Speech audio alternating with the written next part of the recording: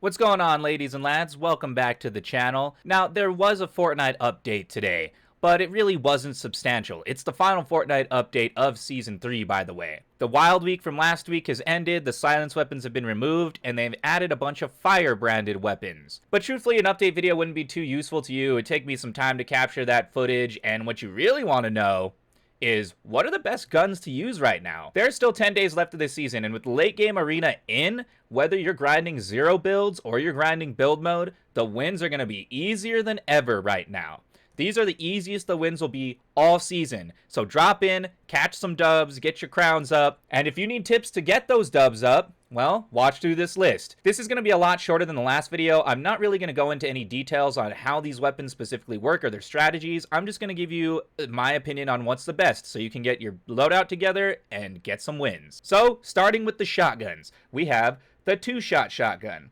This shotgun's been improved quite a bit over this season. However, I still feel that it's a bit unreliable. The fact that you have to track someone with those two shots means you're probably going to miss a little bit more often than you hit unless you're playing a certain way. And it's very hard to get people to play your way in Fortnite. You want weapons with the least amount of downtime that are the easiest to use. Two-shot is good, but to me it falls solid in the B tier. Next we have the striker pump. This is all reliable. It's been buffed a lot over Chapter 3. It's essentially the power of a regular pump, though a little bit more inconsistent. I would put this in the A tier right now. The reason it's in A tier is because no shotgun one-hit headshots. There's nothing that one-hit headshots in this game. And because of that, the game favors speed right now. In seasons where there is no one-hit KO, the game is all about speed. And that's why Striker is A and not S. Next, we have the auto shotgun. Easy S tier. This gun can hit for 110, 120 plus to the head, essentially two-tap people, even in zero build. And it pairs well with all the equipments, because you don't have to carry an SMG backup like you do with every other shotgun. It frees up your inventory, it lets you be a more varied fighter, a faster fighter. It works in pretty much all situations, except if they're running away from you. And at that point, you would just switch to your rifle anyway, so easy S tier here for the auto. Prime Shotty, I'm also going to have to put in the A tier. If you're playing solos, this is an S tier gun. This gun can make fights so damn easy because your body shots, your headshots, that's the strongest you're going to get is with the Prime Shotty. But if you're in squad modes, it's a little less good. You're going to have a harder time covering your weak spots, and you have to reload to the top. You have to have all 4 rounds in to get maximum damage. That's a gimmick, so A tier, right next to the striker. Depends on what mode you're doing. The returning shotgun of this update is the Dragon's Breath shotgun, but it's not nearly as powerful as it used to be. It has a huge body shot, 165, and it lights things on fire. Unfortunately, it's outclassed by pretty much every shotgun. You're going to be doing similar damage with the striker. You're going to be hitting faster with an auto. If someone comes at you with a Dragon's Breath, you're going to destroy them with an auto. Easy, easy. This is a B tier. Also consider that it fires all 4 rounds at once and you have to reload all 4 rounds at once. It's really not shaking up the meta right now. Moving on to SMGs, we have the Stinger SMG. Now, SMGs are in a weird state because a lot of these rifles that I'm going to go through later are actually more of an SMG replacement. The only true SMG is the Stinger, but because of the rifles being scoped, none of the unscoped rifles really function in that class. So they're just different kinds of SMGs in practice. Stinger SMG, when compared to the rest of these ARs, I put it in the B tier. It's very consistent, has very little bloom, and a pretty sizable magazine. But you're just going to have a lot of fall off distance at range. It's not really going to cover your back like some of these other weapon choices. And in reality, it's been kind of power creeped. Between the nerfs to it and the buffs to the other weapons, it's not really as dominant as it was at the beginning of Chapter 3. Then we have the Charge SMG, which I don't know why they even added this gun. It doesn't play like Fortnite plays. Sitting behind a corner, charging a gun and hoping you get a spray off while someone hits you in the face for 150 with a single shotgun shot, no bueno. This is our first never pick up. Never pick up this gun. If you have any other choice, it will get you killed. It will lose you games. There's no ways around that. Moving into the ARs, we have the Striker, the Burst. Now this is an easy S tier gun. Its hit scan, so you don't have to compensate for the drop. It has a scope, so you're way more accurate. You don't have to deal with bloom. Even in the hipfire situation, it has less bloom than you would think. Now, it has a little less of a magazine than I would like, but that's because it fires in 2 shots. That's really the only thing keeping it balanced. You can laser the hell out of someone with this gun. And then if you go on them with a shockwave auto, they're done. These 2 weapons, the auto shotty and the AUG, can win you games all by themselves. Next on the rifles, we have the Ranger. And the Ranger assault rifle, honestly, has always been kind of bad. It's always been a lesser SCAR. It was there for people who liked bloom weapons, but it's probably one of the worst bloom weapons we've ever had. It reminds me of the AK from previous chapters, except the AK had power. The Ranger does not have the power that the AK does. And because of this, I'm going to put it in C tier. It will get you a limbs if you really have nothing else. Like if you see green weapons around and there's a gold Ranger, you can make it work. Next, we have the Hammer. And this is a weapon I was huge on in the beginning of this season. But I feel like they've changed some things. They may have changed how bloom works. I feel like it's a little weaker. It's a little less unreliable. Essentially, other weapons have caught up to it. It was my go-to Stinger replacement, but now I feel like it's in the exact same spot as the Stinger. Because it does more damage, but because of its fire rate, you're going to get paced, essentially, by that SMG. They're going to be functionally the same. The only real thing it has is the range. But because of its bloom, I don't think the range of it is as big of an advantage as you would think. Next rifle is the Combat AR, and this has fast become my favorite SMG replacement. Easy A tier. Not only does it have an insane fire rate, and hits hard, so you're going to be hitting for 22s to 30s at range. The bloom on it is so damn small. You can get mad range with this gun, collect your rounds very well. It's got very intense recoil, but it's directly up. It's the easiest recoil you've ever managed, just like firing an R99 from Apex, if you've ever played that game. All it does is kick up. Pull it down, lads. You'll be getting so many limbs, you will surprise yourself. Now we're moving into a unique class. I believe this is the first weapon to ever be in this class. It's the DMR.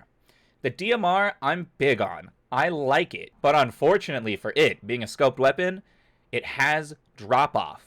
So the further away you are from an opponent, the harder it is to hit the shots. You have to lead them, which I guess is meant to balance out its extra power, but because of this bullet lead, the AUG just kind of dookies all over this. If you get in a fight with someone with an AUG and you're using a DMR, you have to do so much more work to get that a limb. I gotta put it in the B tier. Maybe with 15 rounds instead of 10 in the magazine, or maybe with faster bullet time, it can make it to A tier. But in its current state, it's right in the middle of the meta. Moving to the sniper class, we have the heavy sniper. And though this weapon has been nerfed a little bit in this season, to me, still an A tier. You do have to do some finagling with your inventory to carry a sniper and have it be viable. But if you're in zero build mode, or if you're in build mode even, the fact that it destroys structures makes it an invaluable tool, especially in squad modes. Double heavy snipes is such a good strategy. You break someone's wall, the next bullet comes flying in for that headshot, and even though you don't one-hit KO them, you set yourself up for easy eliminations with this weapon. You can run it in solos if you're looking for style points, but damn, if you're in a squad, someone better be carrying that heavy sniper every game. Now returning with this wild week is the flame bow, and I actually got to test this out a little bit. It does not one-hit headshot. However, that does not remove its usefulness. It uses a completely different ammo pool to the sniper rifle, so you could have someone running a sniper while you're running a flame bow, and you won't mess with each other's ammo. At the same time, it's going to light structures on fire, which is useful in build mode, but is incredibly meta in zero build. So many late circles end up in pure grass areas. People are hiding in bushes, they're hiding in treetops, and fire is the cure. It will send them scrambling into bad positions, and then you just spray them down. This is a good week to lock in on those pub lobbies. In the A tier. Just because it doesn't have that one-hit headshot, it can't be S tier. Now we move on to the pistols, and we have the sidearm to begin with. The sidearm is actually a pretty decent weapon, but it's kind of outclassed by the automatics. The thing is that tap-fire weapons are generally a keyboard and mouse kind of thing. It's a lot harder to aim, move, and tap-fire on a controller than it is on a keyboard and mouse. However, it's still an incredibly powerful gun. I have to put it in A tier. Even if you're a controller player, you'll still get pretty good results with this gun, and if you're a PC player, you're gonna get god tier results with this gun. I would probably put it as a backup instead of any SMG.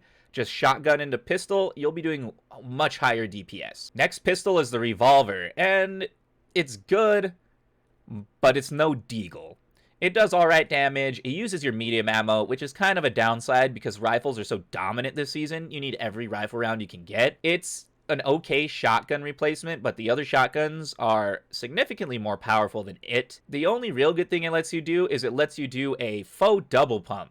Like, you can have a pump next to revolver and switch back and forth and get really big shots. Really big shots. But that's mostly for clips. That's not really a good strategy. Actually, I'm not even going to put it B. I'm going to put it C tier. It's not that it's a bad gun. It's just it has no place in this meta. And the last thing that they added this season, really weird, is the Ripsaw launcher. Now, this may be more useful in build modes if you have multiple people holding Ripsaws, but it feels like such a roundabout way to get it done. It's like if you actually build your skill and just start taking people's walls or using SMGs, you're just going to get better results than this. There are niche situations where it could work, but I don't think it's that great. I'm going to put it B tier. It's not offensively bad, and it's too unique to say it doesn't have a niche, but that niche, I don't know if it's necessary. Now we're moving into the equipment and collectibles. First thing we got is the harpoon. I really like the harpoon. If you're in build mode, this thing takes out a wood wall instantly, gives you a pretty quick replace, or it lets you get in that box very fast. It throws off people's position. You're able to pull them to you or pull them down hills, pull them into your shotgun. It's incredibly useful, and that's besides the fact that it lets you fish. Whatever circle you end up in, if there's fishing holes or if there's loot on the floor, harpoons are so damn useful. They're so meta. You'll see people using these in competitive pretty regularly. I have to put it in the A tier. It's a very weird item, and you're probably not going to think of it as a weapon at first. As you use it more, as you get used to the strategies, you'll find that it surprises people, catches them off guard quite a bit. It opens you up to a lot of strategies that not many items can make available for you. Next on the list, we have the Kamehameha. And while this was catching people off guard in the beginning of the season, it's really fallen to the wayside. Most people know that you have to move or shoot them. That doesn't change its power. If you don't shoot someone correctly, you're gonna die. If you don't move correctly, you're gonna die. Top of B tier. It's pretty situational, so I can't put it in the A tier. Sometimes when you use it, you're gonna get yourself killed. It's very similar to the dragon shotgun in that sense. Use it correctly, you'll get results. Use it wrong, you'll just get murked. Firefly jars. Normally a B tier choice, but I gotta put them in C, specifically for this update, because there are better ways to apply the fire. It is more available, you can pick them up at the middle of a field, and you can fling them in different ways than an arrow. You know, if you have an indirect line of sight, you can get a fire on them. But ultimately, there's going to be better ways to put on fire this week. Grenades, all reliable. 100 damage each explosion. This is solid B tier. They're pretty situational. They will get results, but 99% of people are going to have no reason to carry them out of their first landing spot. Dance bombs. My god. Easy, easy S tier this season. If you're rocking these 3 weapons in the S tier, that's all you need. This is the go-to loadout for this season. This will get you wins. This will get you your stalls. Like, you can get so much done with the S tier loadout right now. Throw a dance bomb, follow it up with auto shotty. They gotta be the most accurate person in the game to beat you right there. Portafort, usefulness depends on what mode you're playing. I'm gonna put it in A tier because in zero build mode, it means a lot. It can win you games. In build mode, less so, but if you get caught under someone, you need to go up quick, it's not a bad option. There are better options because of its versatility in all modes. That's why I put it in A tier. If zero build didn't exist, this would probably be a lot lower. Junk Rift. I'm kind of on the fence about this, and I think I gotta put it in the B tier as well. It's like a grenade, little less damaging, but it comes from the top. This is very useful to combat portaforts and building campers, but it only breaks 1 square wide. Which is to balance it, of course. It can't break any more than that. But because of this, as soon as people hear it, they're generally going to move. The only time you're going to get knocks with this is if you throw it on someone who's getting a res. It's very situational. Gotta leave it in the B tier. Porta Rips, however, big A tier. I put them in the A tier and not the S tier because they put you directly in the air. If the people you're facing have good AR aim, or you're in a competitive lobby, this item's going to get you lasered. It's not the most optimal way to move, but it does have its usefulness, a lot of times more towards the beginning of the match than the end of the match. I would definitely pick them up, and the fact that they're available from the Stormtrooper camps means you can reliably lock these in. They're a great choice. Crash pads, I would put in the B tier. They're a little less on the useful side. I feel like what really gimps them is that they can get shot out. And if you don't throw them correctly as the guy leading them, your squad that's following you is going to end up in all kinds of different directions. It's very easy to end up mispositioned because of this item. It doesn't give you a clean enough rotation. It's good for getting across water, actually. I really like it for getting across water. But other than that, I really don't find myself picking it up over the other options. Impulse Grenade. Don't know why it's even in the game, honestly. It lets you do some meme clips where you combine impulse and shockwaves to throw people off mountains for damage.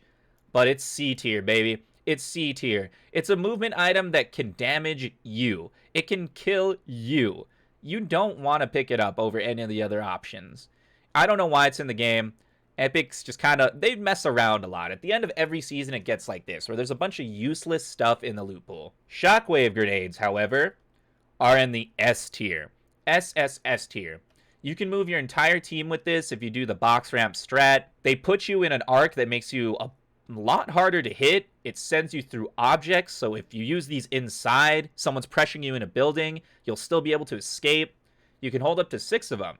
They pair incredibly well with the dance bombs too. You shockwave up, dance bomb down. These 4 items right here, that's really what you should be picking up. If you can get your hands on those 4 items in the S tier, that's the meta of meta loadouts this season. Everything in the A tier is acceptable. B tier, you should be looking to switch that out for stuff that's above it. And the last movement item is the Nimbus Cloud. And I would honestly put the Nimbus Cloud in the S tier if you're playing solo. If you're playing solo, the Nimbus Cloud is S tier because you don't have to worry about moving anyone else. You don't have to worry about using it early and then getting attacked by someone else in that squad. It's a lot easier to manage its massive cooldown if you're all by yourself and you're focusing on playing position. Now, personally, I put it below the shockwave, but just barely. If I can get a full stack of shockwaves, I'm taking it. But if I only have 3 shockwaves, I'm going Nimbus Cloud. Now, that's it for the regular weapons, but there are a couple mythics in the game. So I'm going to go ahead and rate those as well. They have the caveat of costing 600 gold, so I'm definitely factoring that into whether they're worth getting or not, because that is a damn high price. I don't know why Epic has increased the gold price of everything this chapter, but it's so dramatic from Chapter 2. I find myself not getting rarity upgrades, not buying legendary items, not getting heals from characters just because it costs way too damn much. Anyway, Shadow Tracker Pistol.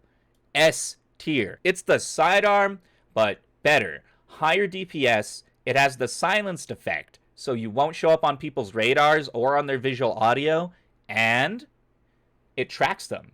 It shows you where your enemy is, so even if they build or they go and hide, you're still going to know where they are. And you're going to tear them up with this gun. It is a DPS machine. By far my favorite exotic weapon. I would try to lock this in if you can. Sure, it's a bit on the expensive side, but I truly believe this gun is worth it. Wow, we actually followed the best one with the worst one. It is the Marksman 6-shooter. The gimmick of this gun is that it does enhanced headshot.